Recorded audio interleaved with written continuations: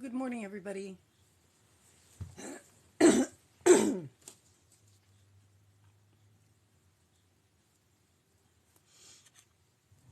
I'm going to, excuse me, I'm a little bit stuffy this morning. I'm going to,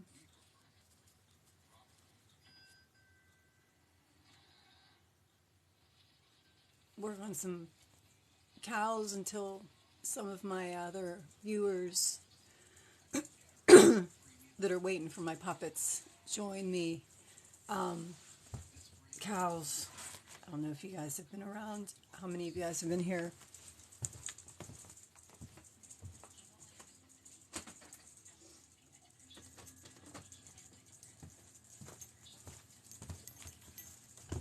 But cows. And that's what I've been working on. I decided, ooh, that light's a little bit, let's try that one. That's better.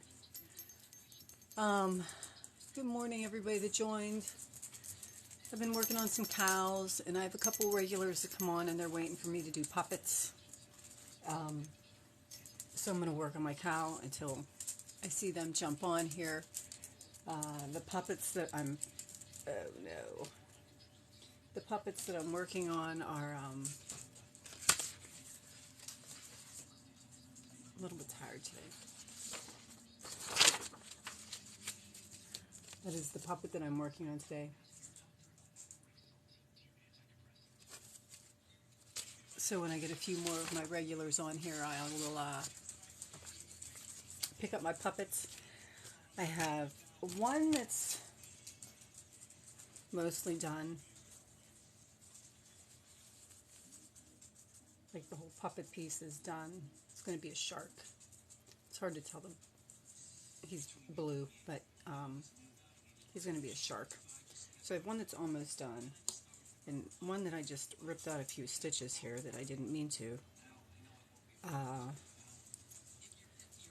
so that I could show how to join the top and the bottom piece together.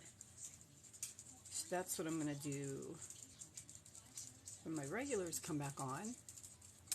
And good morning, everybody that joined me. Thank you very much. Here we go. All right, so that's my top piece. So my cows are a basic Amigurumi body that I just kind of threw together. Most of my notes are just that notes. Notes. It's how all my patterns start. I did put the pattern for this doll. I have to put his arms on him yet. He's like a no-sew, so you don't have to like stitch the pieces together. You just kind of crochet along the pieces as you go. So I will join my yarn and start crocheting around the arms, and the arms are only like I think 4 rounds long or something like that. But I did post 1, 2, 3, 4, 5 rows long. I did post the pattern, and it's free on my website. If you go to my link tree, you can go directly to it. It's not like a blog site, so it doesn't have like all the ads and shit, like crap like that. Whoops. It just simply has the pattern with the pictures that you would need if you wanted to make this. And then, of course, because it takes me a while to do some of those things, I don't have the accessory pieces on there yet, like the ears and the horns. But the horns are basically just 6 single crochet in a circle and 3 rows of that, 3 rounds of that. This is just made like a simple leaf, which is like a chain, and you work down like a single, half, double, half, single, all the way down. And the snout is just like, I think I chained 3, and then I started doing my rounds, or chained 4, and then started doing my rounds, increasing on the sides a little bit. But if you just want the basic pattern, like this pattern, you could pretty much make him into anything. You could make him a dog, you could make him a bunny, you could make him whatever. If you wanted to make him a giraffe, you would just add rows to make the neck longer. Pretty much whatever you wanted. an actual doll if you want to put hair on them, but it's just a basic body. Most amigurumi is just basically the same. Most of the patterns are all the same for the basic body and basic part of it. Good morning, everybody that joined. I'm going to put the arms on this body, make them into another cow, and when I get a couple more of my regular followers that are waiting for me, I am going to be working on the shark puppet. If you have any questions, feel free to ask. I tend to just kind of babble away, and I don't mind. So if you give me something to talk about, I'm even more than happy. In the meantime,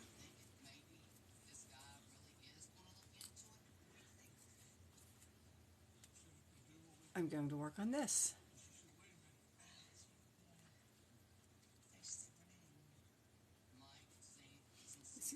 Air join.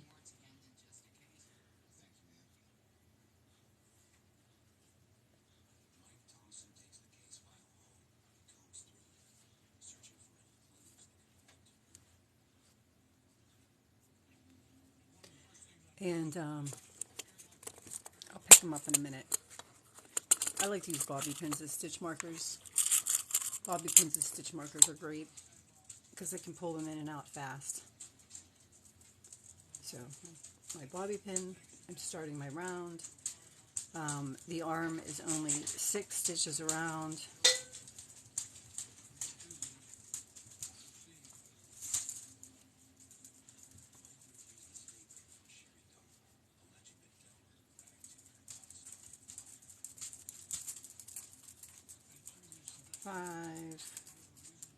Six stitches around to start, and then he goes up to like 12 stitches just to give him,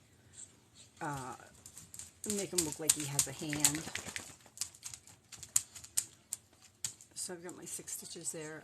This one I'm making out of blanket yarn. I have one here somewhere. Give me a second. This one I made out of worsted weight yarn. So same pattern, blanket yarn, worsted weight yarn. They are side by side. So it all depends. I mean, you can make teeny tiny ones if you want to make them out of thread. If you want to make them even bigger, you could use like the jumbo yarn. So it's just like a basic pattern. However big you want to make it. Make them into anything. Making mine into cows. And the reason I did the cows was because I did a commission for a purse that was a cow. And there is a video that shows that cow purse. And I thought, well, what's a cow without a bell? And in order to buy a bell that I needed for that size to put on that bag, I had to buy a bag of bells. So I thought, well, I'll make some plushies. I don't usually make plushies for my shows, but decided this year maybe I'll make some plushies. For those of you that are new, here's my Huffy dog.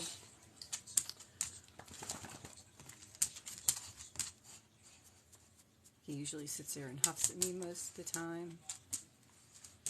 But it looks like I might get lucky. He might walk away and go take a nap.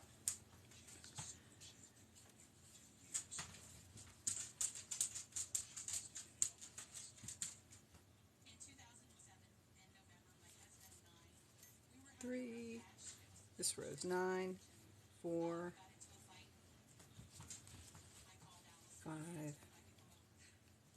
6, 7, 8, 9. And again, I have this basic pattern for just the basic doll that you can pretty much turn into anything. I do have it written out. And on my website, if you go to my bio and you go to my link tree, I put the link that goes directly to it. My website's not a blog full of advertisement or anything. It's basically just like a portfolio that people can see when I apply for vendor events, so that they can see what I do. And there is a link to my shop there. And there's a shout outs page because I do have some designers that I do like to go to.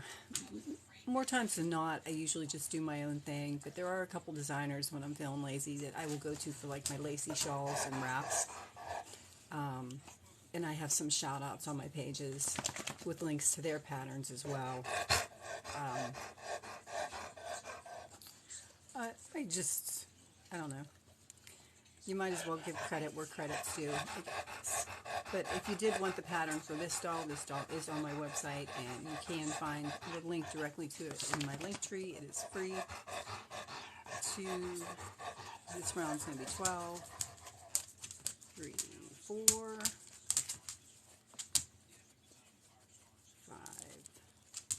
6, 7, 8, 9, 10. Charlie, what are you doing? Come here. When he gets too huffy, come here. Wait, come here. Stop. Stop. Stop. There's just the plastic with it.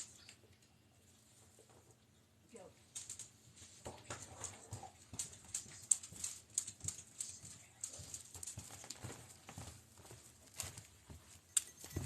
Sorry about that. When my dog gets too huffy. Oh, thank you so much for the follow. Like I said, he will just sit out here, food, water, he's been outside, he has everything he needs, but he will sit out here and he will huff at me. And he does it all the time. He'll do it all evening. He'll just sit here while I crochet and just huff at me. So I was prepared today. I had a bone full of peanut butter, and he smelled it and came out and grabbed it along with the plastic that I had it wrapped in. That wasn't good, so I went to go fetch him. I do have the plastic away from him, and he should be good for maybe about a half an hour before he comes out and starts huffing again, and I have to tell him to go somewhere. All right, so I have 12 in that round, and then I'm just going to do another round of 12, and then I'm going to fasten it off, and yeah, it's a quick pattern. Thank you very much for the follow. I appreciate it.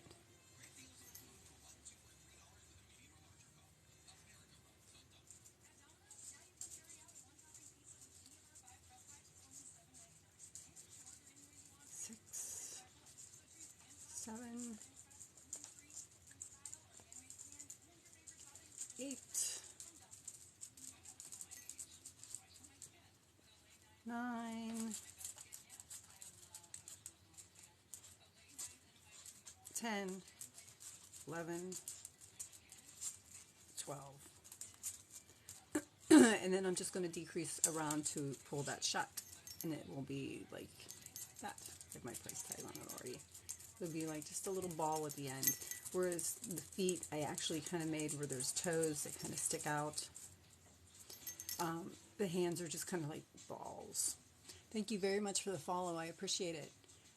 I'm waiting for a couple more people that usually are on here to join me, and then I'm going to pick up my puppets and start my puppets. In the meantime, I'm going to finish making this cow. So I'm just going to decrease around. 2, 3,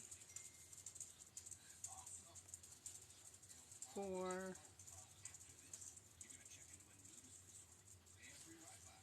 5, and my last decrease that I make on my rounds when I'm going to pull something tight together like this, thank you for the likes, isn't going to be a single crochet. So typically you would single crochet and decrease around. The last decrease I make, I'm just going to pull through as a slip stitch and then cut it off. Let's see who else here. Hi guys, thank you so much for joining me this morning.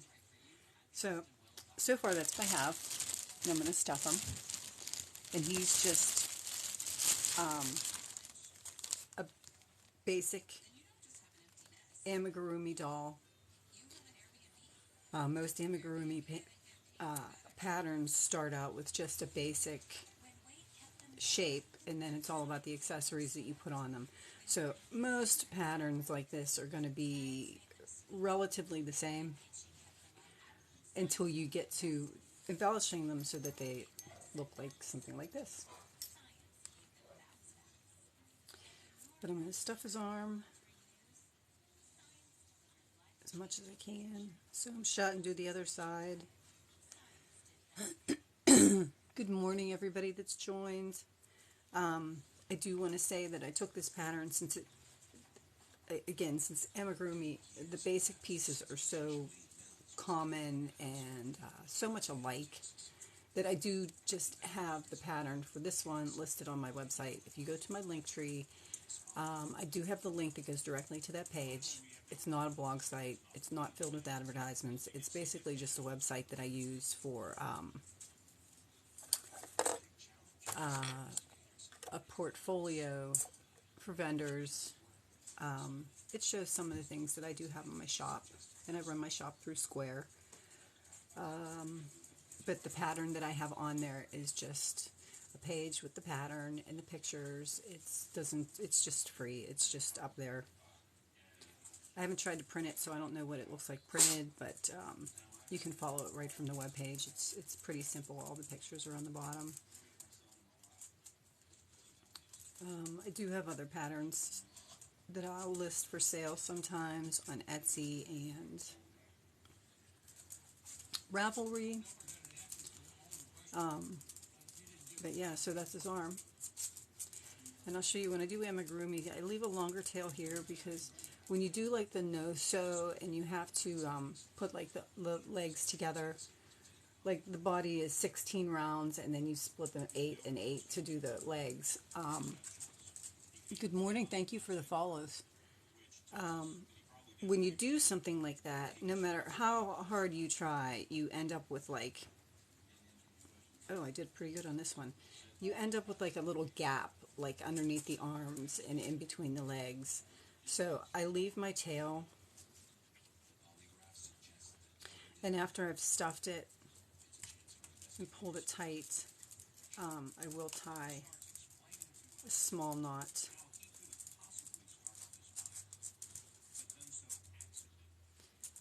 And weave it back down there and bring it out almost at the same place where I have that tail.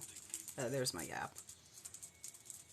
And the stuffing will come out of it if you don't close those gaps. So I'll bring it out pretty close to where that is.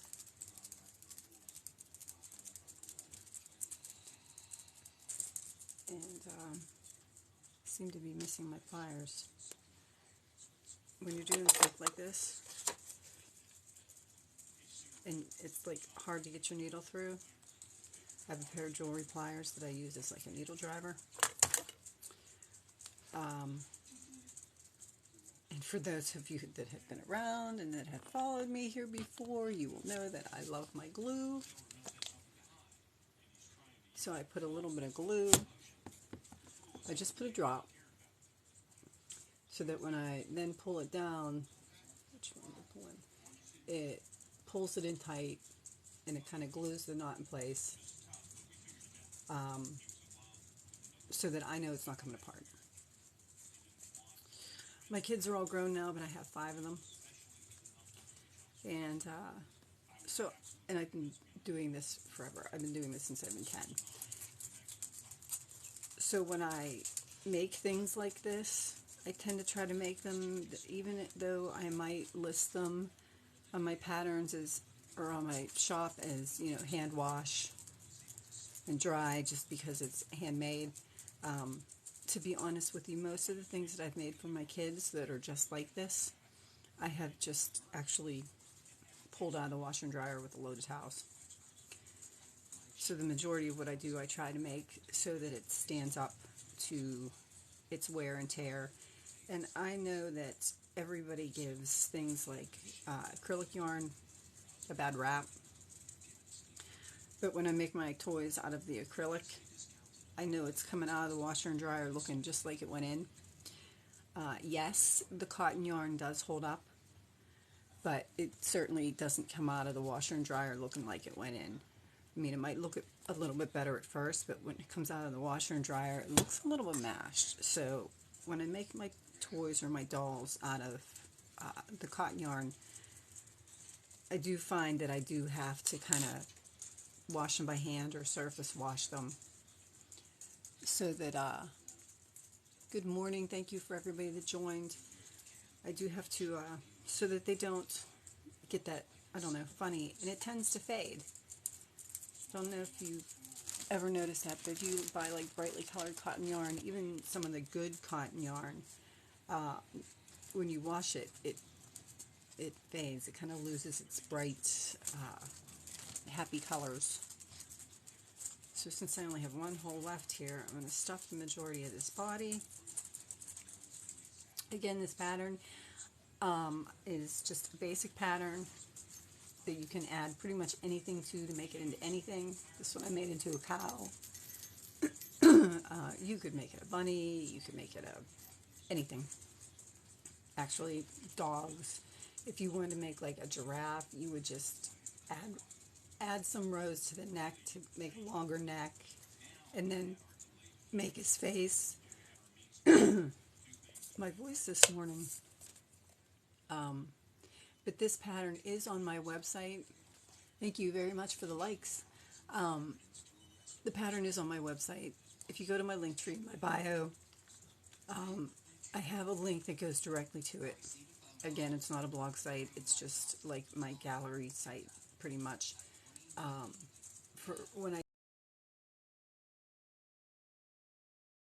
the stuff that I have sold out of and no longer have available, but that I've done in the past, or things that I've gifted and given away. So it does have a page with a lot of those pictures on. I did create a page that has this pattern on. I'm eventually, within the next couple of weeks, hopefully going to try to get my basic pattern for my puppets, because when these two lovely ladies join me that are usually here waiting for puppets, I do a lot of puppets for my vendor events, and let me tell you what, they sell really well. But this is the puppet that I'm working on currently, and it is a shark. See a little bit better there. And I have to get out of that habit. I have two basic puppet patterns. One has a pointy ear nose for when you're making like the shark, or a duck, or things like that. And then I have another basic pattern that I use. Again, these are just things that I threw together, so they're my own, written in my notebooks. It's not, most of it's all the same. If you go and buy somebody's pattern, the Amigurumi always starts out basic. The puppets as well always start out basic. So I do have two basic puppet patterns. One has, again, the pointy nose for like the shark or a duck, and the other one has a rounded nose if you were going to make like a unicorn. I do have my unicorn puppet for sale, I think, on Etsy. Ravelry, I think most of my puppets are for sale on. But to be honest with you, any of you that are here on my live, if you DM'd me and said, hey, I heard you talking about this pattern, can I have it?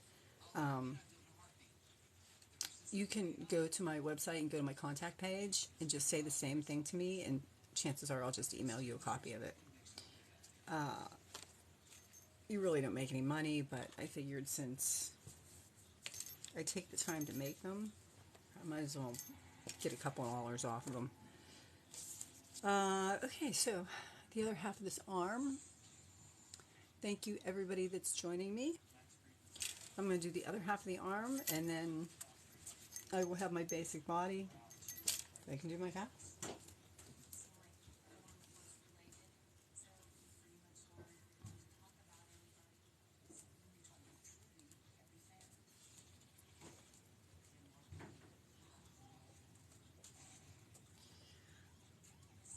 And same way, I'm just going to join them. Do 6 around.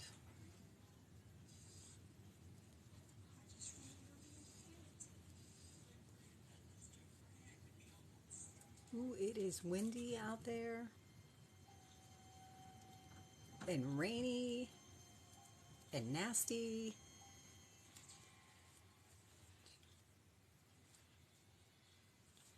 Three, 4,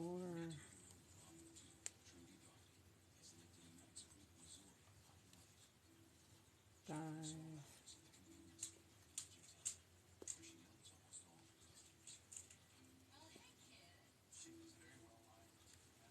6. That's my first round. There are only 5 rounds to the arms. And again, I leave my tails because you can see the gap between the first and the last stitch there will kind of leave a gap when you, so you can use the tail ends to tie that gap shut. Yeah, windy and rainy today. And then all of that's supposed to turn cold and snowy over the weekend.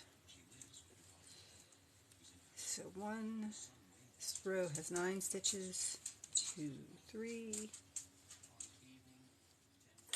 I am going to put my stitch marker in because the more I talk, the more I tend to lose count.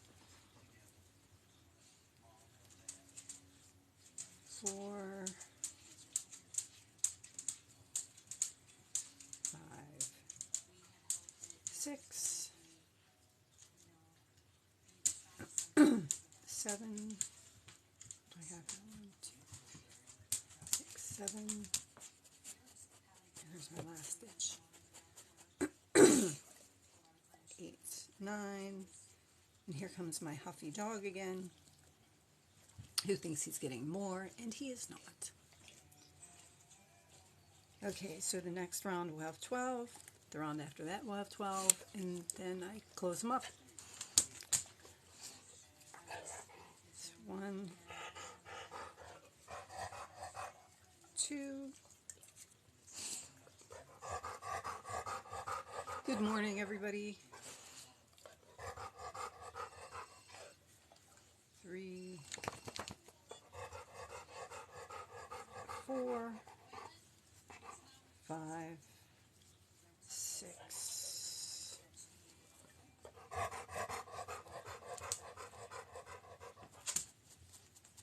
7, 8, 9, 10. My last increase. 11, 12.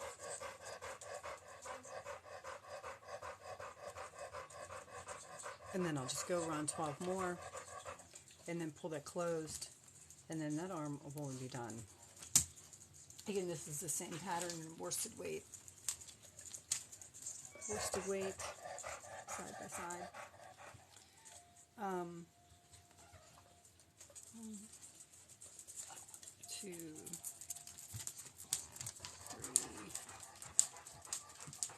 4, 5, 6, 7, 8, 9, 10, 11, 12, and pretty much done with that arm. I just have to do my decreases around and stitch them up. But since this is the last opening in my doll here, I am going to finish stuffing him the way I want him first before I close him up. Make his head and his neck a little bit stiffer, his body a little bit stiffer.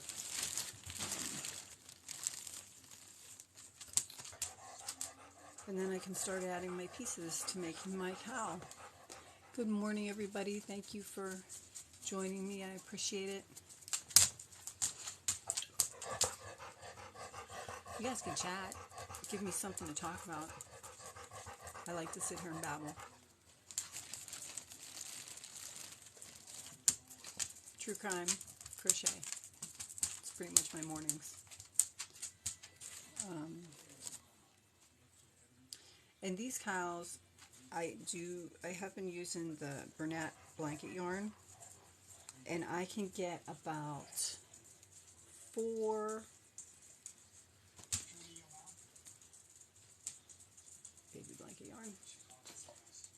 I got about $4.50 out of each skein of yarn. So I had 2 skein of yarn, so I should have $10 by the time I'm done.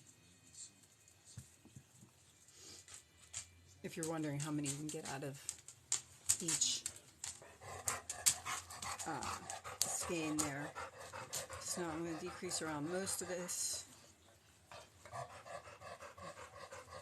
Oops. 2, and I do like an invisible decrease. So if you, when I'm doing something like this, so I would pick up the first loop of the next stitch, the first loop of the second stitch I want to decrease, and then I pull them through those 2 loops, and then I finish off my single crochet, and that's how I do the decrease. So it's 4. Again, I would put my hook under the front loop of the first stitch, the front loop of the second stitch, pull them through those 2 loops, and then finish my single crochet. It kind of keeps the bumps. Like when you do a regular increase, you have like a hole because you put 2 stitches in. There's a way to do one that's a little bit more invisible with that one too. And when you do the decreases, you can do that decrease and it kind of eliminates the bump. The bump ends up on the back on the inside. So most of the times that's how I do my decreases. Unless I'm making like a shawl or a wrap or something where you're going to see both sides. If you're going to see both sides, then I'll do a regular increase and a regular decrease. But if you're just going to see the one side, I tend to stick with my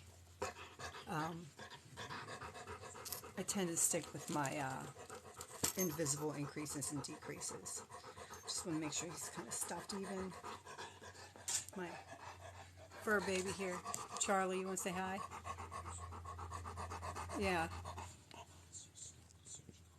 He will now sit here and huff at me the rest of the time I'm on. I'm just kidding. Not the rest of the time I'm on here. He will sit here and huff at me for a while, though. I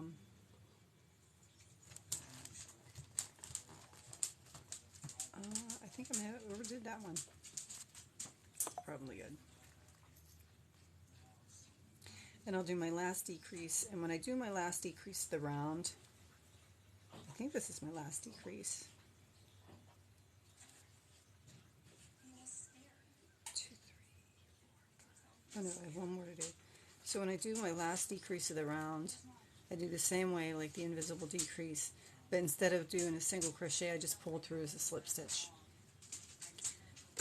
And it kind of makes it look a little bit more even. Lose my tools.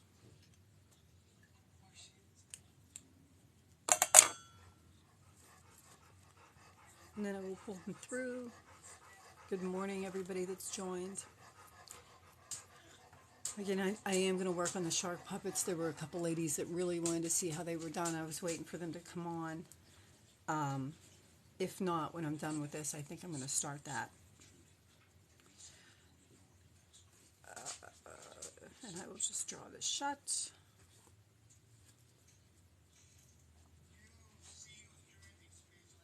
Oh, I could have put a little bit more stuffing in there, but it'll work its way down.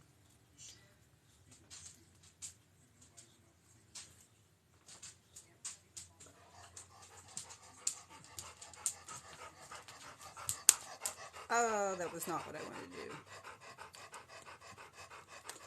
So I'll take my hook, since I now just have this little teeny tiny piece to knot. And basically when you knot something at the end, it's just like a chain 2 that you pull through. So I will just chain 2 and pull it through, and I have my knot anyway, even though I broke my piece off super small. But that just means now I don't have enough to bring down here and see what I mean. There's an opening there, so I'll just take this one and weave it back and forth a couple times and tie a knot. Nothing's ever an exact science. If you guys do things like this, you know that. It doesn't always work out the way you want it to. But in the end, you manage to get it done anyway.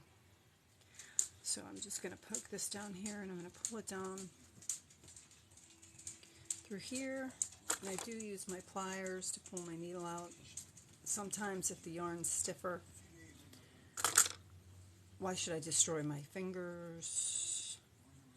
And I am actually going to find that loop again, especially since it was smaller. And I'll put just a little bit of glue underneath where the knot is.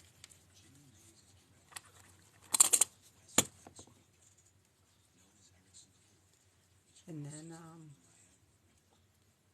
lost my end totally now.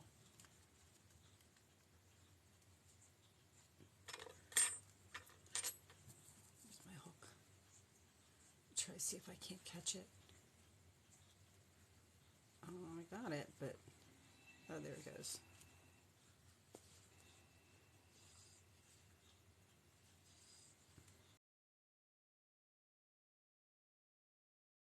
I should be able to catch it and snag it and pull it down.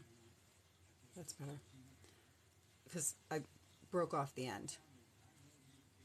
So it ended up smaller than I wanted it to be. Okay. So now I have my end pulled down through. You learn how to improvise a lot. But these are my basic dolls.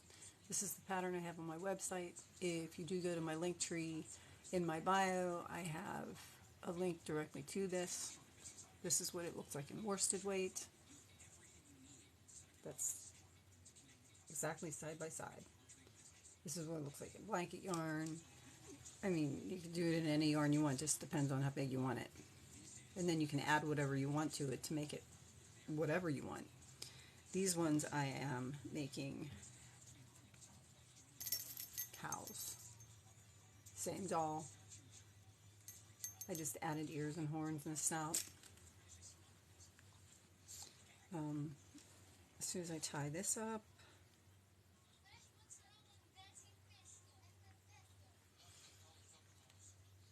good morning everybody. Good morning everybody that joined. I appreciate it.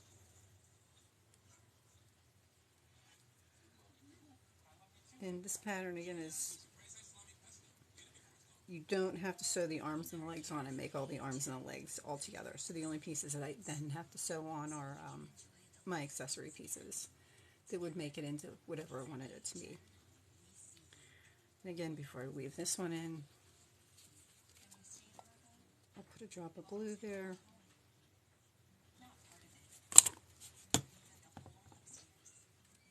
I probably should have waited until I had my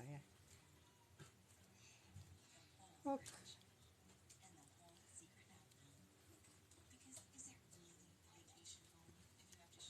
And that closes up the gap where the stitches don't quite meet when you do them like that. But I'd still rather do it like this than have to sew all those pieces on. I can't stand to sew all the pieces on. I don't mind sewing some pieces on, but I want my main,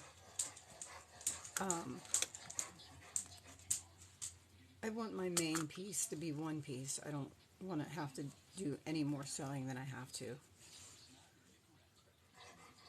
And I'm just going to tuck all those tails in.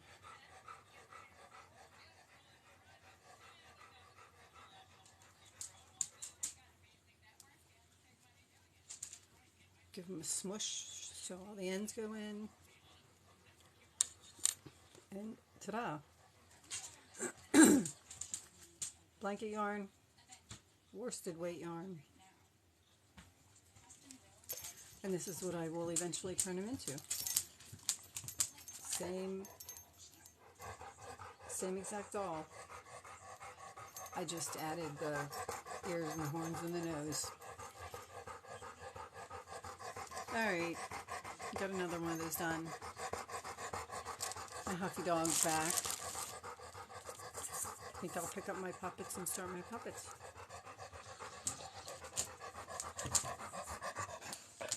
So I can either start my puppets or I can start tying my pieces on. Good morning, Elin. I can start tying my pieces on. Which would you guys rather see me do? Put pieces on or start my puppets? Anybody have a preference?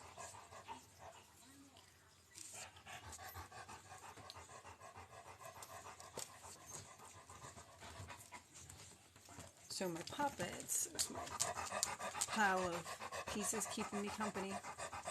Charlie, please go lay down. Please. Don't drool on me. Go lay down. You're a good boy. Go lay down. Do you have to go outside? Do you have to go outside? It's always at least once while I'm sitting here. Let me let him out. I'm coming right back. I'll leave my cows to keep him company. Or my cow. The rest of my cows are in my bin. But again, if you want to go to my link tree, you can go directly to this pattern that's on my website, and it is free. It is just the pattern and the pictures. It's not a blog site. It's not full of advertisements. It's just simply a page with a pattern. Let me let this huffy dog out, and I will be right back. Thank you, everybody who's joined. I'll be right back.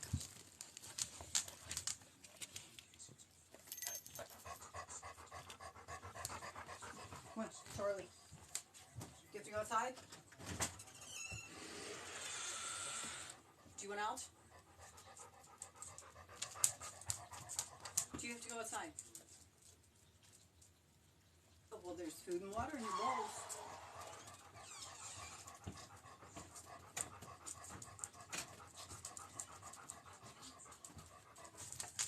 Go lay down then.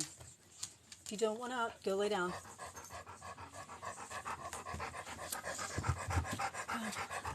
I don't know what he wants. Attention? My coffee? It's decaf. As you can tell, I don't need caffeine. Oh, come on, Charlie. Wants to be the star of the show. I don't know. Stop it! Ooh, now he's getting... Can you please go lay down? Please? There's food and water in your bowls. Go get your food and water. Go on. Go get your food and water. He's a big dumb chocolate lab. Actually, he's super smart. But I have two little wiener dogs. Like little wiener dogs. Like one little wiener dog isn't much bigger than this. And he's afraid of them. So if one of them are in the kitchen, he won't go into the kitchen to eat. Because he's crazy. Somebody on here a couple days ago told me he needs anxiety meds, and yeah, he probably does. But that's my cow. Oh, good morning. Good morning, good morning, good morning, everybody. So, okay, one more time. Basic doll. Doesn't matter what yarn you use. Just be a little bit smaller. All turns out looking the same. You pretty much put on them whatever you want to make them whatever you want. I'm going to make some bunnies. I'm also going to make a kitty. The kitty that shall not be named in my household. And that kitty shall not be named in my household because I had a pattern for a lip balm cozy and I got a cease and desist from the company's lawyer. Right? My $5 pattern. I get a cease and desist like I'm making a profit, so I just listed it for free. So if anybody's looking for some cute lip balm cozies that look like the kitty that shall not be named in my house, that's on Ravelry. And it should be free. If it's not, just message me and let me know. If you ever want any of these patterns that I have, or if you have questions about them, you can either DM me directly, or you can click on my website link, not the shop link, but the website link, and go to the contact page, and it'll just email me. If you ever want a pattern that you see, if you can't afford it, just send me a contact. Chances are I'll send it to you for nothing or give you a discount code. More times than not, I usually just give them out anyway. But for those of you that are following me here, if you're interested in one of them, just, like I said, hit the contact page on my website and just send me an email, because I can't attach a PDF and send you a pattern through TikTok's DMs. I would have to send the link and either the link or the PDF through an email. So if you hit my contact page on my website, I can just email you a pattern back. Eventually, at some point, I'm going to get ears and horns and snouts, try to get those patterns up there, because they're pretty basic too. I mean, why should I make somebody pay for something that's that basic? And puppets the same way. I would like to get my basic puppets because honestly, the shark looks like a shark in the page there, but in all actuality, it is just a basic. I love my bobby pins. It is just a basic sock puppet. I know the jaw looks a little bit small, but when you put your hand up together, it does come together. That's why it's made so small. But it's just a basic puppet, and it's all about what you add to it and how you finish off the end that makes it into what it is. So I am going to try to, within the next couple weeks, get both my basic puppets. This one has a pointed nose for my shark, and I do have one that has just the rounder nose, which is just a little bit different. If you want to make like a unicorn or a dog or a cow, or I have a goat. Oh, the goat is super cute. It just has like these little curly horns on it, and then I just tied some like string at the bottom, so he's got a little beard there. Go! Please stop. No. No. No.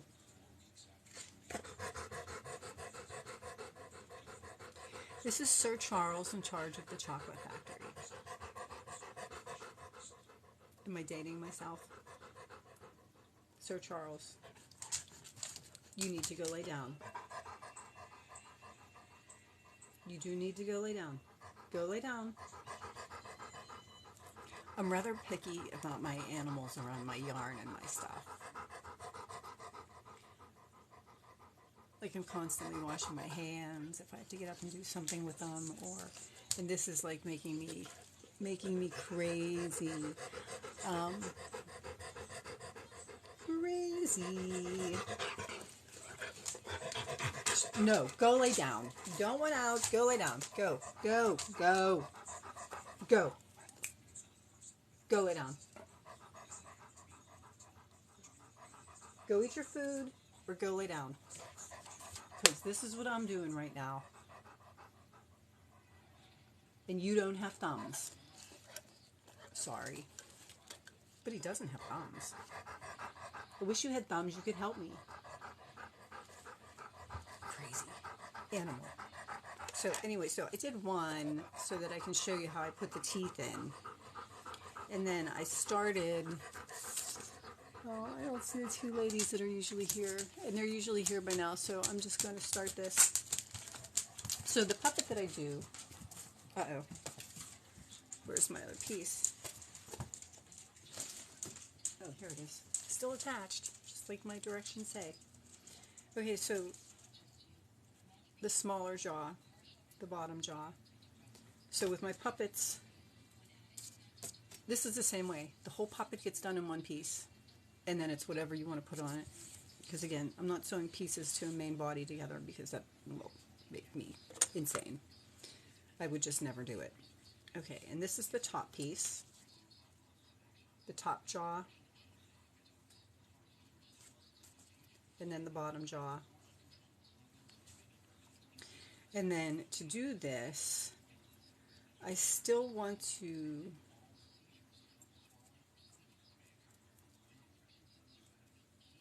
the bottom jaw has 24 rounds in the circle. The top jaw has, I have to look. The top jaw has 27 rounds. So it's a little bit bigger than the bottom one, and I showed you how they both come together. But you want to be able to keep going this way on your, you want to be able to keep crocheting around the way you want to crochet around. So I'm going to take the top one, and I'm going to put it like this. I'm going to sandwich it. So this is my bottom jaw. and this is my top jaw, and then this is where I'm going to put my hands, and what's sandwiched in between where I put my hands is what I'm going to stitch together. And since there are 24 stitches on the bottom of the jaw, I'm going to do 12 to make it even, and then there are going to be some extra stitches on both sides for the top. So I would just take into my next stitch, and pretty much any stitch on the top, and I would take it into my top stitch, my top jaw stitch, into the next stitch on my bottom jaw, and just slip stitch that together. So that's one, and then I go to the next ones, 2,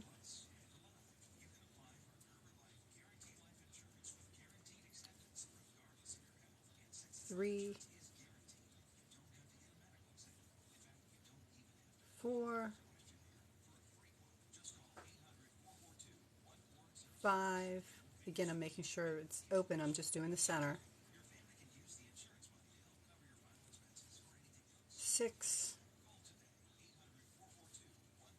7, 8,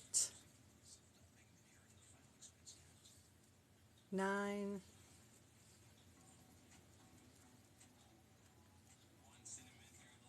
10, 11, 12. So now that I've got those 12 in the center, see a stitch up the center, it has now made my jaw without a seam, without picking up a needle. Done. Still not going to pick up a needle.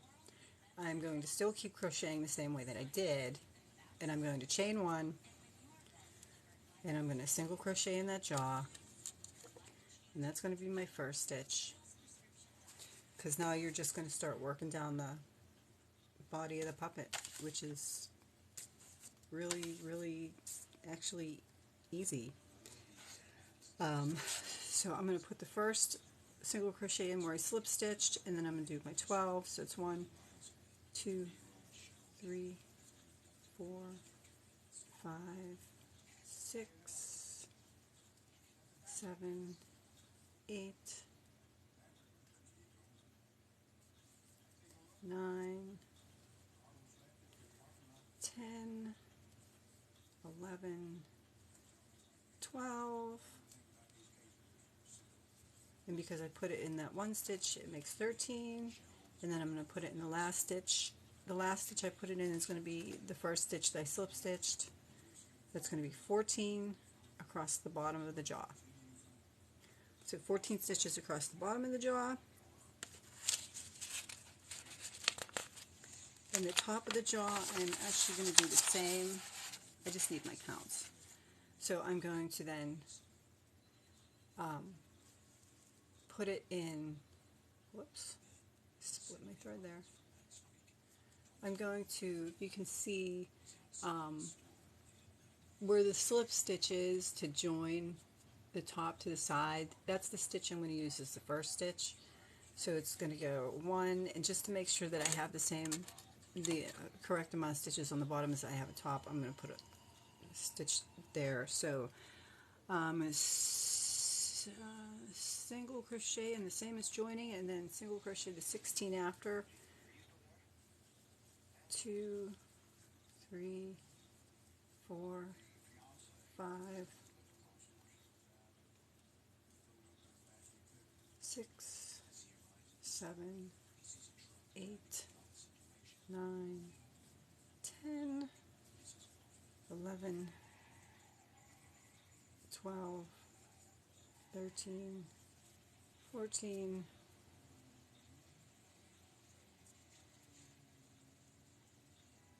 15, 16, and then again in the last stitch will be the same stitch that was a joining stitch, 17. So I should have 14 stitches, or 17 stitches across the top of the puppet, 14 stitches across the bottom of the puppet, and it should give me 31 around. So I'm going to leave my stitch markers there just to, until I do this round, just to make sure. One, I have 31. 1, 2, 3, 4, 5, 6, 7, 8, 9, 10, 11, 12, 13,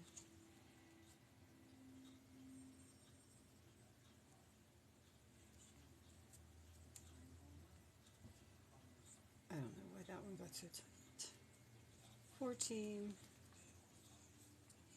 15, I know, I'm off, 16, 17,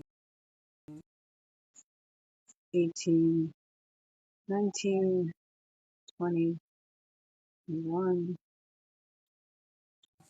23, 24, 25, 26, 27, 28, 29, 30.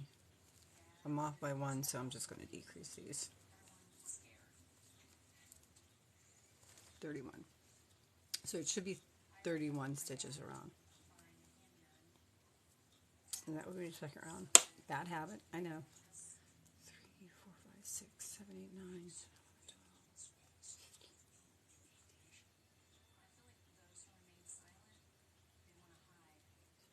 10, 31. Stuff like this, if you have to put a decrease somewhere or an increase somewhere because you missed the stitch somewhere, you're really not going to be able to tell. So, all right, and that was the second round of my head. And I'm going to do 8 more rounds of this. I'm going to leave my stitch marker there so that I can just like mundanely keep going around in circles and then just count up to make sure I have my rows, and I know that the row on top is the single crochet row on top is row 3, and I'm just going to keep going around in circles until I hit row 9. Row 9, I'm going to decrease around the head just a little bit and then finish down the arm. But so this is a pretty mundane part of the process here, which makes me happy. This is the kind of thing that I can do while I'm watching television or while I'm talking to you guys without making too many mistakes. Again, I don't have the pattern for the basic puppets up on my website yet. I do have the pattern for the basic doll. Kind of looks like a fat little gingerbread man. That I make into cows. That is on my website. I do have a shop. You know, I'm sure most of you that are here do stuff like this and sell your items and do vendor events. And like, I'm not asking you guys to go to my shop and buy anything. I mean, if you wanted to, fantastic. But like, go check out my stuff and like give me some feedback, because you know, I've been crocheting for a long time, but the whole shop thing and the whole website thing's a little bit new to me. And I would appreciate some feedback. You can either, you know, send me a DM, or you can hit the contact page there and send me a message, or just, you know, trying to work. I do work, actually. I do have a full-time job, but I am fortunate enough that I get to work from home, and I get to work odd hours, so I can spend my morning doing this, which makes me happy. And I do a lot of this. It got to the point where my husband said, you need to start selling this. How can you give this much stuff away? How can we accumulate this much stuff and just keep it? And then my dad paints. For those of you who haven't heard this part of it before, my dad does watercolors. And he lives in the city. I live in the middle of nowhere. I moved to like where we used to come to vacation. He still lives in the city, and he is able to do some gallery events, but when he does gallery events, they tend to be expensive for him, and he loses more money than he makes because it has to be framed, and it has to be pretty, and it has to be, the whole 9 yards. So up here where I am, I live on a lake, and they do a festival. I am up near the Great Lakes, and they do a festival in late summer, in August. And my mother talked me into starting to do that show with my dad because he would need help. He couldn't sit there by himself. He would need somebody with him and somebody to help him. So I said, okay. So the first year we went, we got one booth to split because I thought, well, I'll pay for it the first year, and I'll pay for the one booth because I have a lot of stuff, and we'll keep it to 2 tables, a table on one side for me, a table on one side for him. That did not work. I mean, we managed to make it work that year. The second year we got a space and a half and just tried to increase what we shoved around our space. That did not work. Last year we got 2 spaces, one for each of us. And let me tell you what, my dad could fill 2 spaces himself. He has stacks. So when he goes and he does like the gallery stuff at the in the city, he has to have everything framed and neat and put together, and they hang it where they want it, and they do their own thing. And I told him, I said, don't even worry about it. Just bring your stacks of stuff up here. So he brings stacks and stacks of like big 22 by 17 maybe watercolor paintings that he'll just do the paintings. He'll pin them to his wall for a while, and when they're dried enough and he's felt like he looked at it enough, like my granny square sweater that's still sitting there that I'm still looking at because I don't know what I want to do with it, he will then just pick it up and put it in his pile, and he's got piles and piles of unframed art. So he brings it up here, he puts it on a table, and people spend hours picking through it, and they're throwing $10 or $20 for an unframed piece, which is all he really wants because he just wants to get rid of it because all he wants to do is sit and paint. And let me tell you what, even just making the $10 or $20 off of the unframed pieces that he has there, he makes a killing.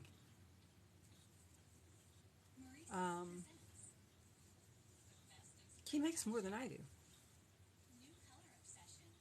But, to be honest, my stuff, it takes time to do my stuff, so it's a little bit more expensive. And those of you who do this, like, people don't want to pay for it.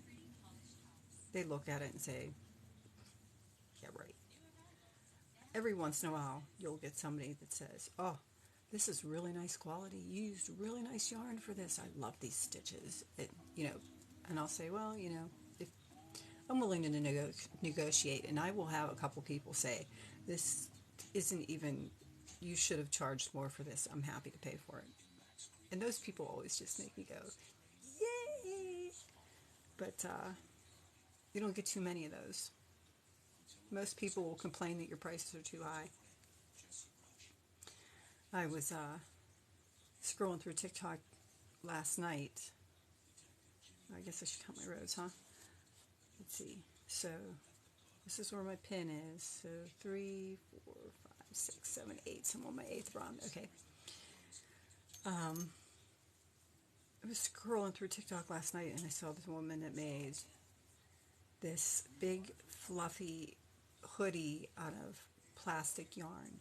Like, she took all of her grocery shopping bags and she made them into her plarn, and then she just made this big fluffy, she looked like this big, huge Sasquatch wearing this hoodie. And she's like, it would be $10,000 for me to sell one of these for the amount of time that it takes me to make them. And I believe it. She cuts every plastic bag herself.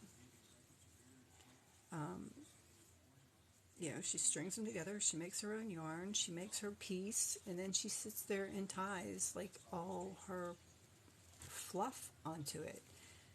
I can't imagine how long it takes her. I like things that are quick. I can't imagine how long it takes her. But yeah, and I thought to myself, it's probably worth every penny for every second that you've put into it.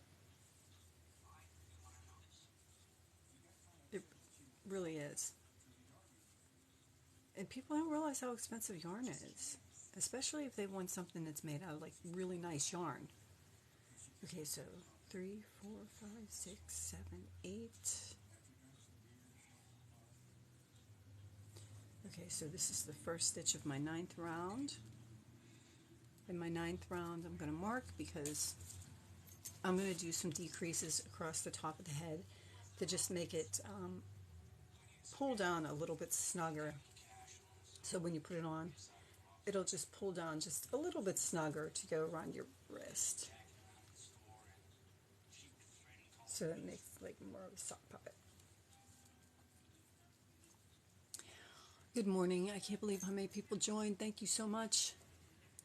So let's see. I have here, and I did figure it out because when you work in a spiral like this, your stitches tend to shift. They tend to shift to the right, just the nature of the stitches. But I do have everything figured out, and I've done this pattern hundreds of times, so I know that my placement is going to be spot on with what I have. So I know I'm going to do 18.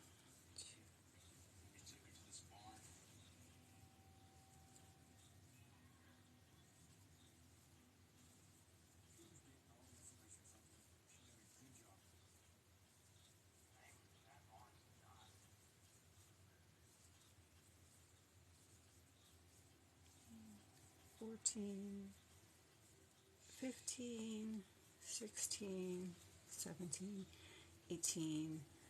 Not that you can't count, but I like to count just so that you know I'm still here. And I will do an invisible decrease. You can see it maybe a little bit better on this yarn. So when I do an invisible decrease, I would pick up the first strand of the first stitch I want to I would pick up the first strand of the first stitch for my decrease.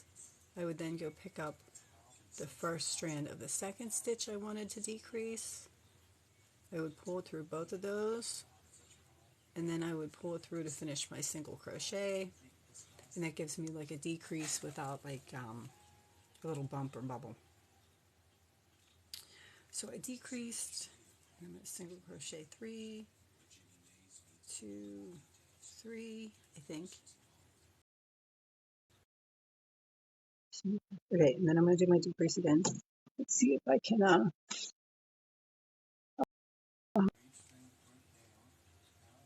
show you. So I'm going to do my invisible decrease, I'm going to put through the first stitch, front loop, through the second stitch, front loop, and then I'm going to pull the stitches together, and then I'm going to finish my single crochet, and that's how I'm going to do my invisible decrease. I'm going to do 3 more stitches. Now if I am working a piece where you're going to see both sides, I don't usually do the invisible decreases because it does look a little bit different on the back than it does on the front. I have one more decrease and one more stitch.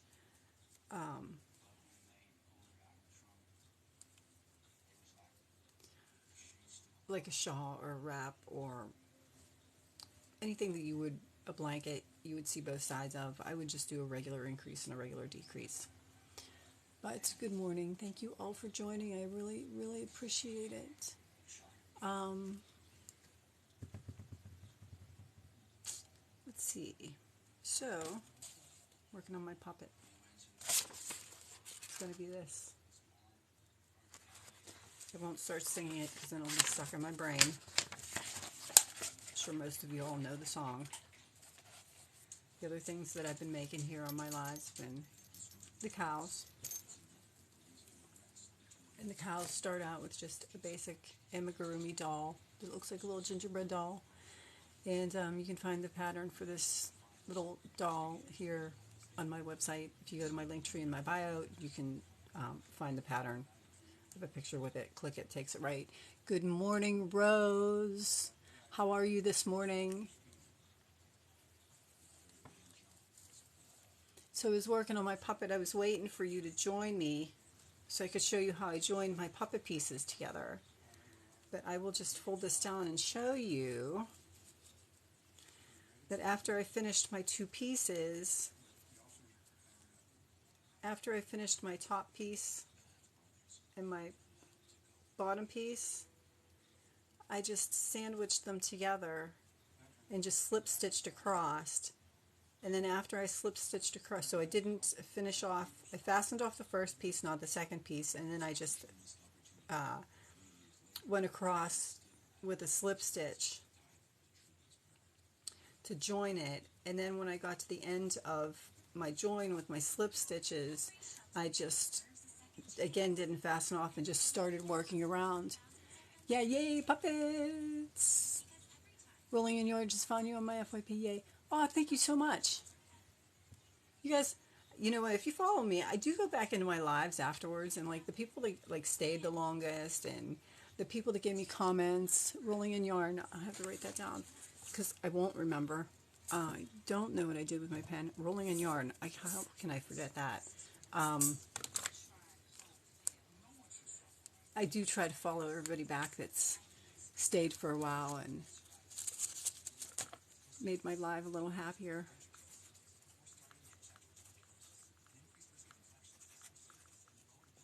Like Miss Rose there. I haven't seen Mrs. Coffee Bean. Thank you, the Smaller Crochets. I will go in there, and everybody that's followed me, I will try to follow you back. If I miss you, I'm really, really sorry, but I do try to go into my analytics, and I do try to follow everybody back that followed me during the live or stayed for a significant time. But now that I've done, and then, so after I've done around my puppet for a while, I decreased a little bit just so you can see that's where I put my row of slip stitches on the inside, and then I just go run in circles, and I decreased around the head just a tiny little bit. And this is actually with the basic puppet. Will look like when it's done. And you can see, even though the mouth looks like it's way too short, when you bend it around your hand to use it as a puppet, it works out the way it should. So when you first start making it, and again, hopefully within the next couple weeks, I'll get the two basic puppet patterns on my website, as well as my basic pattern for my cows. It's actually not for the cow because I don't have the pieces on there yet. It's just for the doll. Anyway, all right, so let's see. Instead of being like really mundane and going around this, because now that I've done this, I go around it 10 more times and then I do the tail. So I would just keep going around in circles 10 more times, and then when I get to the tail part, I would then just crochet enough to get myself to the side, and where you have to make sure it's on the top part so that it lays on the top part of your hand. I would just start working these in rows. And these are just kind of like a couple of shell stitches down at the bottom to make the tails. But what I want to show you is how I put the teeth in. So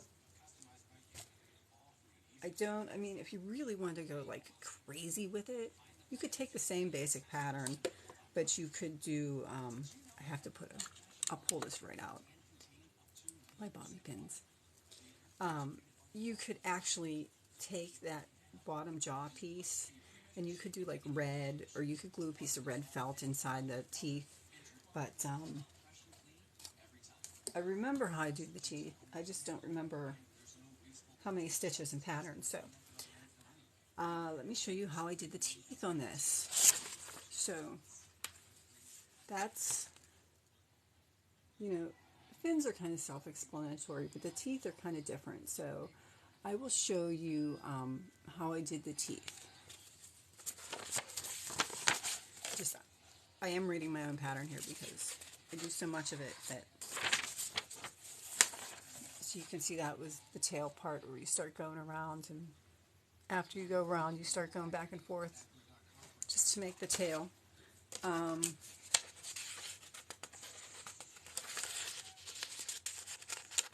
think this pattern's on Ravelry. Again, any of you guys that join my live, if you want to either go to my website and hit the contact page or DM me, more times than not I'll just send you the pattern.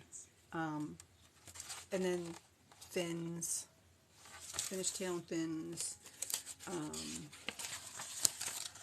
Okay, so the teeth. Let's see here if I actually have numbers. I don't think I have numbers. I just kind of think I winged it. Let me see. This is going to be a little bit different.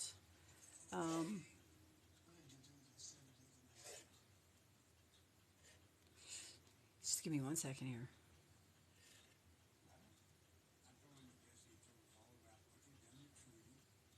Okay, so I think I did I do the top, bottom? Did I do the top jar or the first? I don't think it matters. So I'll do the top one first so that you can see enough stitches. But I will move my camera so you can see. So,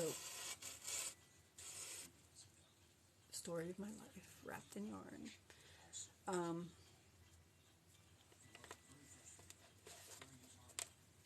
Okay, so let me see if I can get this so that you can see a little bit better. Okay. Can you see? That looks really washed out. That's better. Try to cross my legs here. Okay, so you can see on there that I did like a chain stitch around the whole mouth first, and then I crocheted into that chain stitch with some peacocks to make the teeth. I did not embroider this, which I guess, again, I don't want to pick up my needle and I don't want to sew. So I guess you could embroider your chain stitch around the whole mouth, but I don't. I usually just, you're going to do slip stitches. So this is my tail, and I'm going to pull this back here because I want my tail behind me. So you're just kind of going to mash the puppet flat so that you kind of know where you want, and you can go up the lines and you'll kind of see where you did your increases here, or when you made the first part of it. So I try to stay in those increases and just, I try to stay up the same, but I'm going to, let's see,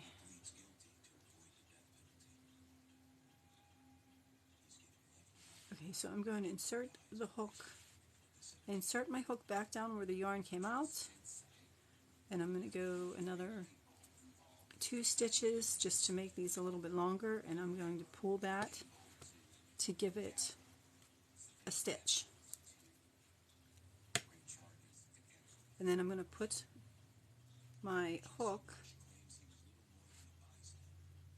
back down into where my yarn is coming out. And you want to make sure when you're doing this that you're only going through one layer of this fabric, because if you have it laying flat, you have 2 layers of the fabric, and if you go through both, you'll stitch the mouth shut. And I like to do 2 So I have 2 rows there, and then I'm going to pull it through. Oh, I should have put it on the other side. I keep my working yarn on the inside. I'm going to pull it through. Oh, maybe I will do 1. So I'll go through where that came out, and I'll do 1. And then I'll go in where my yarn came out and grab it and do another slip stitch. And then I'll go in where my yarn came out and grab it and do another slip stitch. In where my yarn came out, grab it and do another slip stitch. Can you guys see that? I can't tell if you can see that or not, but that starts making like a row of chains. So again, you have to pay attention that you're not going through both sides, just through what would be the inside of the mouth. And I do flatten it out like that so that I can kind of get like an idea that I'm going along the edge. So again, I would go in exactly where the yarn came out. I would come up and I would just pull it through as a slip stitch. Go in where the yarn came out, up the next place I want to put my stitch to go, and pull my slip stitch through. So you can see it's working out a little bit more. I would then go, and I do keep my working yarn to the inside. That way I have the nice row of stitches when you're looking at the outside of the mouth, and when you pick up your stitches you won't see that little line in the inside again. But I'll show you again, because I'm going to just do around this whole mouth. So I go in where my yarn came out, up through the next row, and I pull it through and I do my slip stitch. And you kind of want to keep your slip stitches about the same size as the length of your stitch in your row so that it doesn't pucker. But I'm going to keep doing that and showing you. So I'll go up where my yarn came out, and I'll come down and another slip stitch, because I'm paying attention. I'm going to squash it so that I can turn a little bit. But I'm going to squash it so that I can follow the line of the jaw here. So I'm going to go in where my yarn came out, in where my yarn came out, pick it up, pull it through as a slip stitch. In where my yarn came out, and up, and pull it through as a slip stitch. And then every couple stitches I'm just going to check and make sure that I have like my jaw line going where I want it around my puppet. So I'm just going to keep going around this. Whoops. I want to keep my working yarn to the inside, to the middle of the mouth, not to the inside of the yarn. And up, and do another slip stitch. And I'm just working along. Sorry, I'm trying here. Can't get back any further. I want you guys to be able to see. So, in where the yarn came out, up to the next hole,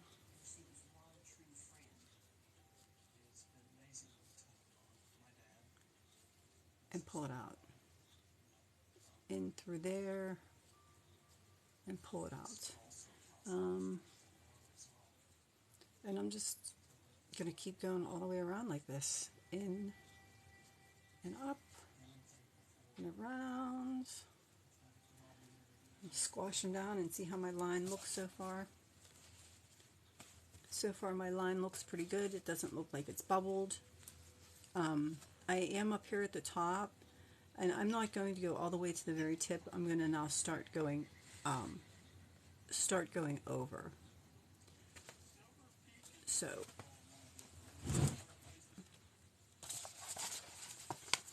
this is the step that I'm doing. So it'll look like this when I'm done. So I would take this here, and I'm actually going to go across this whole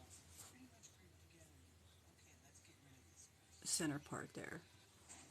And then the same way I did, I'm going to go down, and I'm going to try to keep an even number of stitches, which is why I did every single row.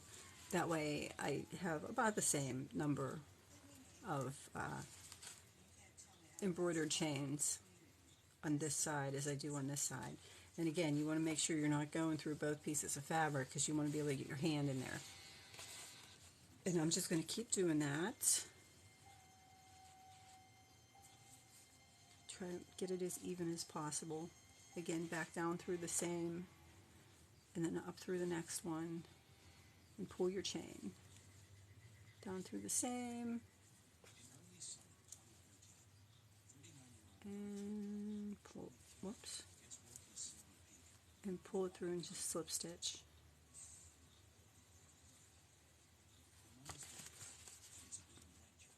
So you can see where I have the one that's kind of going across the nose, and I have mine up here, and I have starting down the next row. And I am going to do this all the way down to here, and then I'm going to keep going along this bottom jaw and all the way up and along there until I have all of my chain stitches along my whole jaw. So let's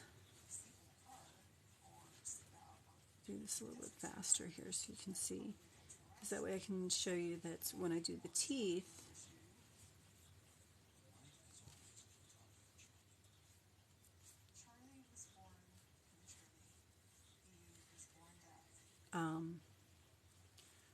when I do the teeth,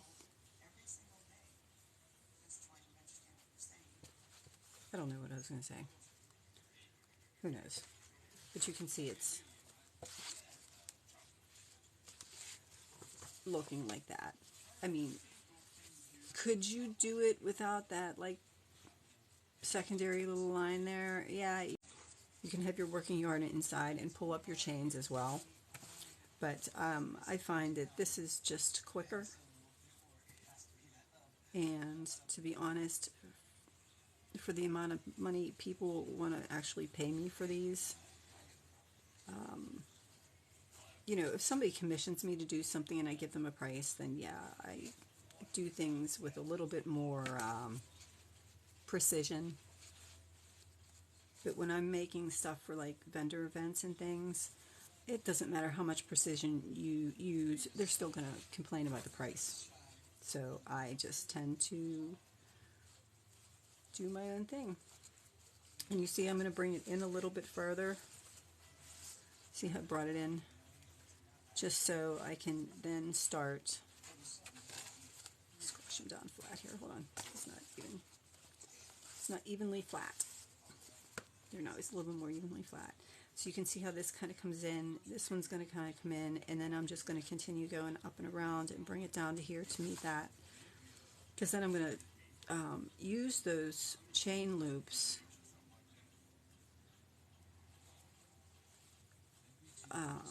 to actually do single crochets and picots around the entire jaw, so that it eventually looks like that. So the stitch, that's the one, the step I'm working on now, and that's what it will eventually look like. So again, I go down through the same space that I have my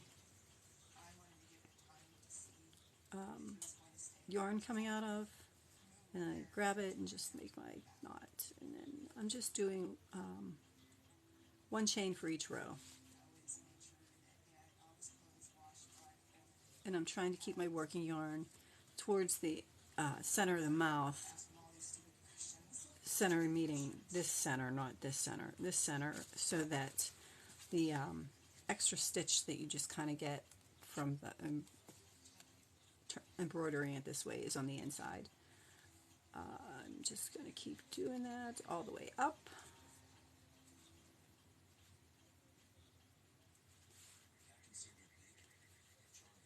Again, you want to make sure that you're not going through both pieces of the fabric of the jaw, because then you won't be able to get your hand in it. And I'm almost done with this, and then I'll put the teeth on. I think fins are probably self-explanatory. The fins I just start with like either my magic loop or my chain 2, and then start my round, and then I actually do make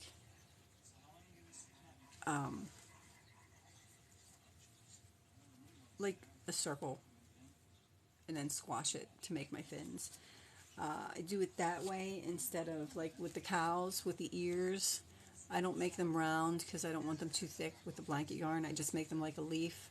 But with the fins, I will make them round and squash them because I want them a little bit thicker and I want them to stand out. Because if you notice the puppet, the fin on the back and the fin on the sides, they do actually stand up. So I put just a little bit in there and sew around it, sew around the whole thing there so it stands up just a little bit. I know this is an odd shade of blue to be using for a shark, but I broke this week, and this is what I had. I had a whole cake of it. So that whole cake will make me a couple sharks, and to be honest, it doesn't seem to matter. People like the shark puppets. They love the shark puppets. I make shark puppets and can't keep them in stock, so that is one of the reasons why I'm making more right now, because I am out of sharks. And I like puppets, so I have a bunch of them. You're amazing. I'm so glad I found you. Who's that? I can't see. I'm sorry, my glasses. Rolling in yarn. Oh, thank you so much. I appreciate it. I try. You know what? I'm really, really trying to. I try to get back to everybody that's the comments. Sometimes it's hard when I'm paying attention and trying to explain something, but I try to get on every morning, every weekday morning, somewhere in between 9 and 10, and do something. I mean, forever I was doing cows. I think I'm on cow number 6. So I think I have like 3 more cows that I can get out of that skein. I might as well finish them up and use up my bowels. Okay, so when I get to the end, let's see what I did in the pattern. Did I finish, or did I just pull up a loop and start? I slip stitched. La la la. Let's see. La la la. That's it. I joined with a slip stitch to the first stitch and chained 1. I did not turn. Okay, so once I'm done with that, I'm going to join. This can actually, this little tail where you joined it to begin with, you can actually just kind of either use that as a stitch or ignore it and then just pull it down inside afterwards. I'm probably going to use it. Oh, maybe I won't. Yeah, I will use it. Okay, so you're going to join, pull my yarn a little bit tighter.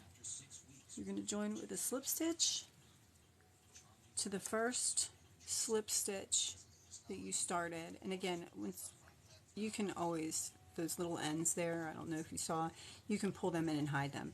And then let's see, I'm going to single crochet 3 stitches from the inside of the mouth. So I'm working this way. So I'm going to chain 3, or single crochet 3. Did I single crochet 3? Yeah. If you wanted to make them a little bit smaller, you could probably slip stitch those.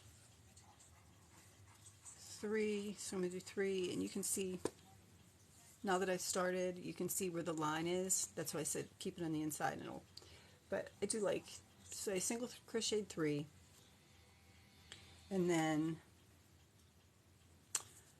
I'm going to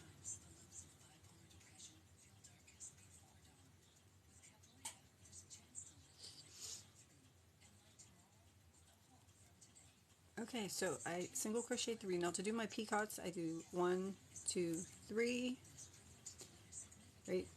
And then I'm going to bring it down through the front loop of the stitch and that bar of the stitch, and I'm going to slip stitch. And I do it this way because then the tooth kind of stands out the way it's supposed to. If I do it this way, they kind of like, if I do it this way, they kind of like collapse on themselves. So I do it working from this way. So then I would do another 1, 2, 3 stitches, and then I would do, I must have done, let me see what I have there. 1, 2, yeah, 1, 2, 3, and then I'm going to do another chain 3 peacock. And again, my peacocks are down through, if you can, after I chain my 3, I'm going to go through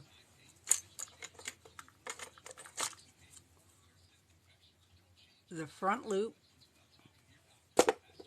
Take that out of my mouth and you can hear me. The front loop and this post right here. So I would bring my hook down this way and then grab and do my slip stitch. So if I have it, I would bring it down through that front loop and that bar, and then I would yarn over and just do my slip stitch. And then when you turn it, it pops that way. And it makes it look more like teeth. Like you have the stitch part of it towards the center of the mouth, and this side of it just looks like a row of teeth. Like fuzz in my mouth. And then I just do that around. 2, 3, and then I do 3 peacocks. 1, 2, 3, or chain 3 peacock, picot. Everybody pronounces everything differently. I don't really care how it's pronounced. I just like to do it, and I've been doing it forever. This is 2,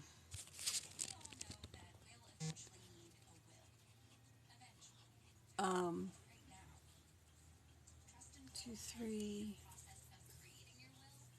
My husband's trying to text me. He's just texted me. I would obsess doing those. I'm not real sure what he meant. 1, 2, 3, chain 3, close my peacock, and then 1, 2, 3, and do my peacock, and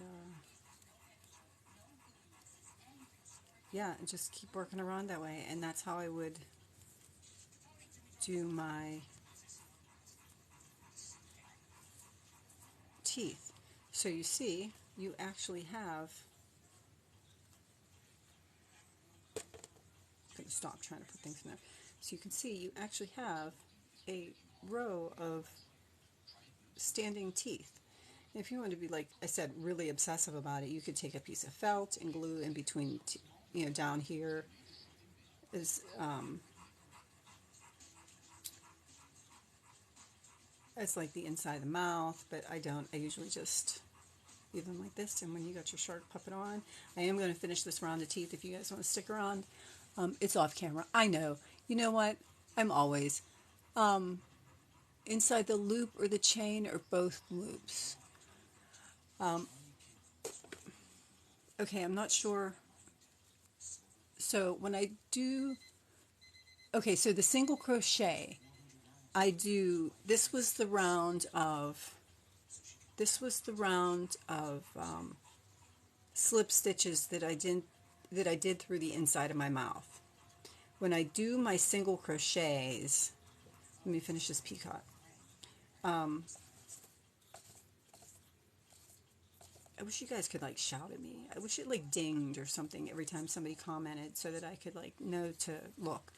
Okay, so you've got your row of stitches there, and it kind of looks like a chain stitch on top of there. I am only going through the chain part and not through this stitch part. Whoops, off camera again. I know, I do that all the time, I'm sorry. So I go through the chain part, not through the stitch part. And when it ends up covering it anyway, but it's too tight. If I put it through both this piece and through the chain, then it gets a little bit too tight. So I will single crochet my 3 again. 1, 2, 3, and then I chain 3, and then you're going to work back down through the last single crochet over the stitch and this bar on the side. So I'm going to take my hook and put it through the front loop of the single crochet and through that last side bar of the single crochet, and then I pull it all through together to do a slip stitch to close that peacock. And it looks kind of funny until you start doing your stitch again for the next chain, and then it flips it. Did that help? Yeah, it does look like it. You got it now? Okay. Oh, good, thanks. Yeah, I try my best to. So 2, 3, 1, 2, 3, and I close my picot, however you want to pronounce it. I'm not really sure. I just do them.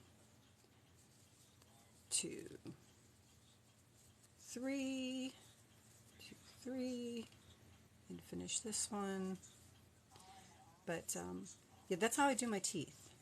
So, and you see, they actually stand up like teeth. So he's looking like a shark now. Now when I get to right here in the corners, like this would have been 1, 2, 3, and there would have been a tooth there, but I'll skip doing that tooth there and just kind of like do it a little bit further over so that I don't have like a tooth sticking out of the corner of the mouth there. Yeah, he's starting to look like a shark now. And then I put my eyes on him. And I wait till last to do my eyes on my puppets because I can just take them and, I mean, once this is all done, it doesn't matter what you do to it. Once it's done and knotted, it doesn't matter. So I can actually take this and flip it inside out to put my eyes on and to help sew things together. But, yeah. I'm going to finish doing this round of teeth, and then I think I need to get up and stretch my legs. Tie my ends in, and try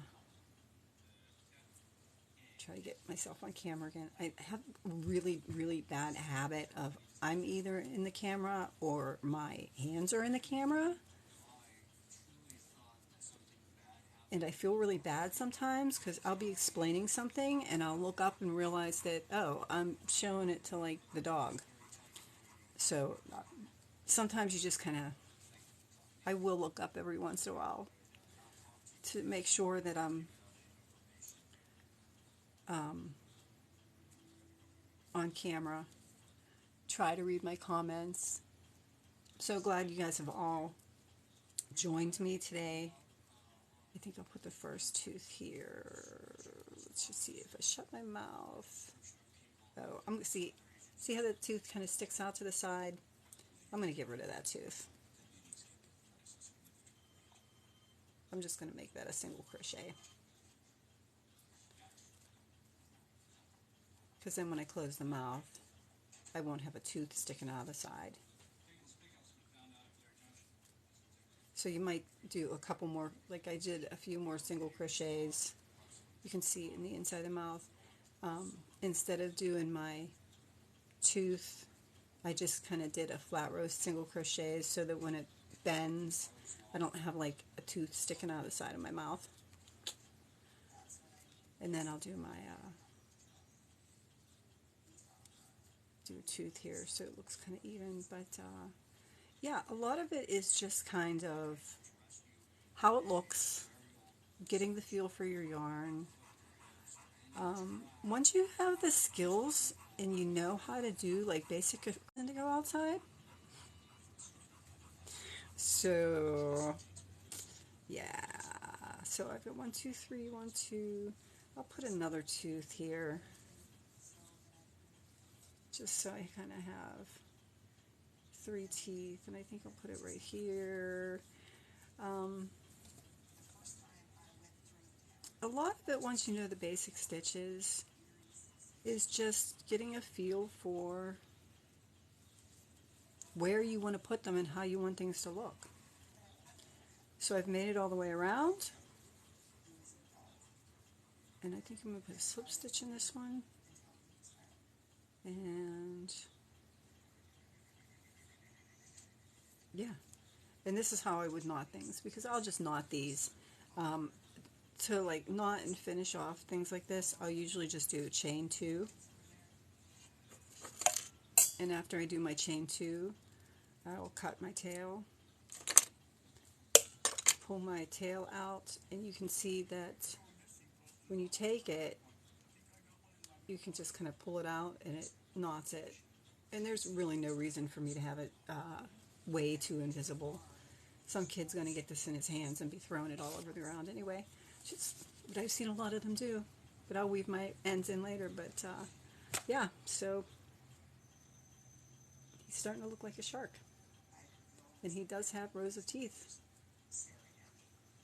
that are actually 3-dimensional. I think I did the purple people eater. I do have a video on here that has my purple people eater. And I think I did the same thing for the purple people eater, but I only put like 2 little fangs on them. So I use, this is a method, like I play with things. You know, my husband will come in sometimes and say, "What are you doing?" And I'll just say to him, "Well, I'm just kind of doodling." And, you know, you doodle for a couple hours and figure out where you want things, and it turns into something that you're like, "Hey, I like that," just like my sharks. That's what he eventually looks like when I put the fins on him. I'll probably do some of that tonight. I have another one to finish up. Rose, are you still here? Oh, thank you, Rose. Yep, you're still there. Hey, yesterday I was showing you I needed to look at some different colors. So the night before I had worked on a bag, and I was doing zippers.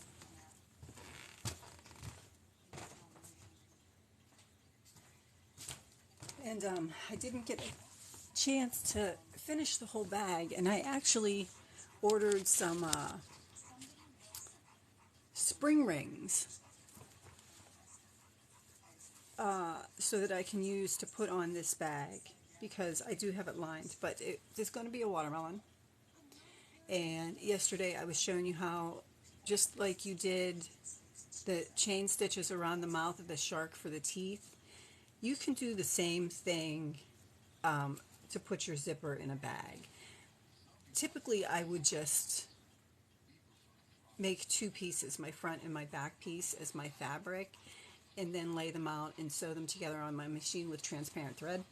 But this one, I thought, you know what, I have a lot of them, and I like the way this looked from the bottom up, so I figured I would take it from the bottom up, and I did the same thing, only I embroidered my chain stitch across the zipper. Thank you, Rose. Thank you, everybody that's commented. And then I just joined the top row of my watermelon to the front row of my chained embroidery stitch. So it gives like a little lip on it, and then that'll be the inside of the bag.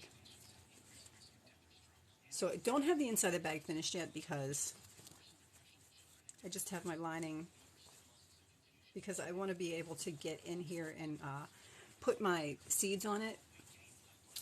And I had mentioned yesterday that, you know, you get all these little, if you order a multi-pack of, and it is cheaper to order things in bulk, if you order like a multi-pack of safety eyes, look how little those eyes are. Like I have, what am I going to use them for? I don't use them for anything. So I thought, oh, they'll make the perfect little seeds for my watermelon. So I left my lining open, and I ordered some spring rings. So when I finish my lining on the inside, on the very corners, off screen again, I know, on the very corners, when I stitch them together and pop them through, I'm going to put like a little belt loop here so that I can take my spring ring and put my spring ring not just through my crochet piece because it'll stretch it, but through the loop that I have on my lining as well. And that way, if you put a handle, or if you just put like a wristlet or a lanyard, you know, wristlet on it, it's holding through both. But I am going to put a loop on both sides. That way you can either hang something from one side and have a wristlet on the other side, or yeah, the lining fabrics watermelon. I think I bought that at Joann's.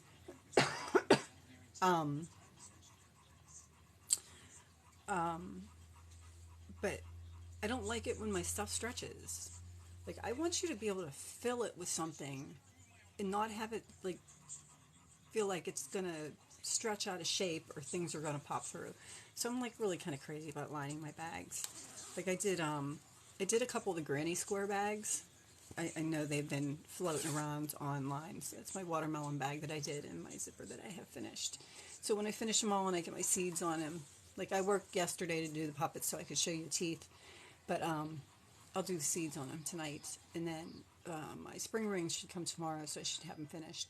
But I will actually include a loop so you can carry it like a wristlet, and I have a loop on both sides, and I have cotton twill, and I'll make like a strapping so that you could either carry it like a crossbody bag or you could carry it like a wristlet, because I mean it's big but it's not. Great idea for seeds. Yeah, thank you very much. It's not terribly huge. It's about the size of like a makeup pouch. I mean, you can see if I hold it here, it's not, it's about as big as my face maybe. I don't know. Oh, here's my ruler. Oh, there was my ruler. I used it this morning. What did I do with it? Who knows? I end up with stuff everywhere. It is about, so from here to here is 10 inches. Oh, those numbers are actually right. So it's almost 11:30.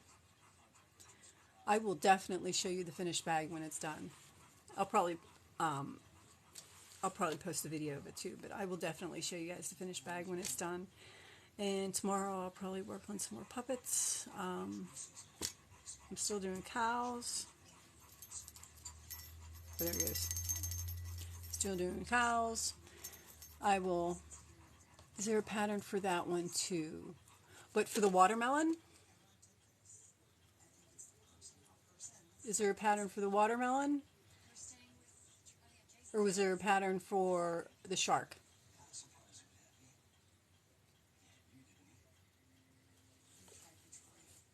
Were you looking for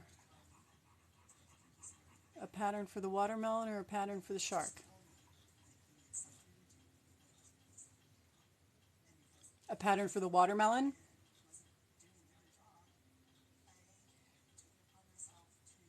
Both. Okay. The shark pattern I have on my Ravelry. I can't send an attachment through a direct message on TikTok, or I would just send it to you. I do have it on Ravelry. Um, you can, if you want to make the shark for sure. If you go to my website and you click on the contact page, um, tell me who you are and that you saw the shark puppet, I will actually just send you a copy. I have to email it. So if you go to the contact page on my website, you'll see at the top there's like a little menu, or if you hit the three little bars, if you're on your phone, there's a menu. You can hit contact, and it'll take you to a contact page, and it sends it directly to my email.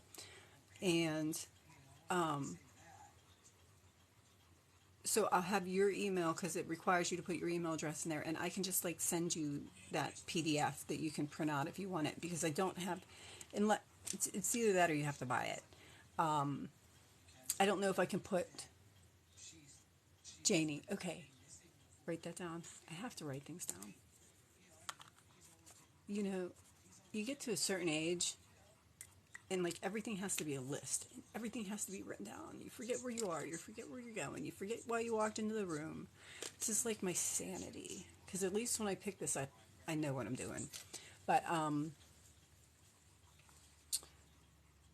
this this right here, I didn't really have a pattern for it.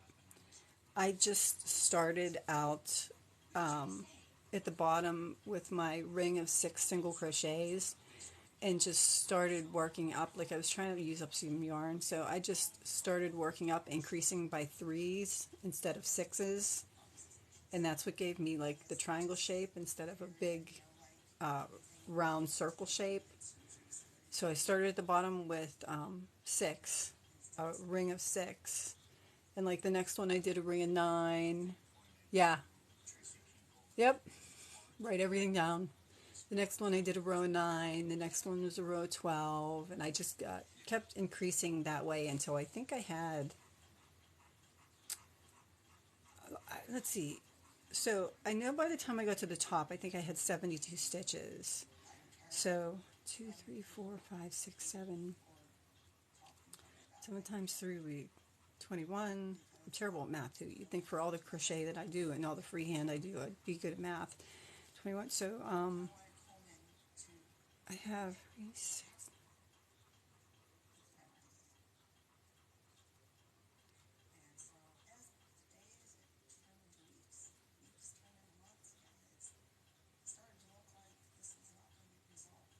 I think I did the watermelon, the red part up until I had 60 stitches. I think. I think. I don't remember. I would actually have to take the time to sit down and count them. But yeah, I just kept increasing by 3 until I got to the top, and then I did a row of white, and I did a row of 3. I honestly didn't count because I just wanted to use the zippers that I had, so I just made sure I just didn't make it bigger than the zippers. So I just kind of like doodled it. Um,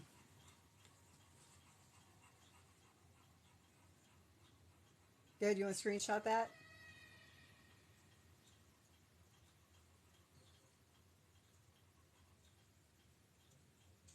Did you get it? Did you get a screenshot of that watermelon?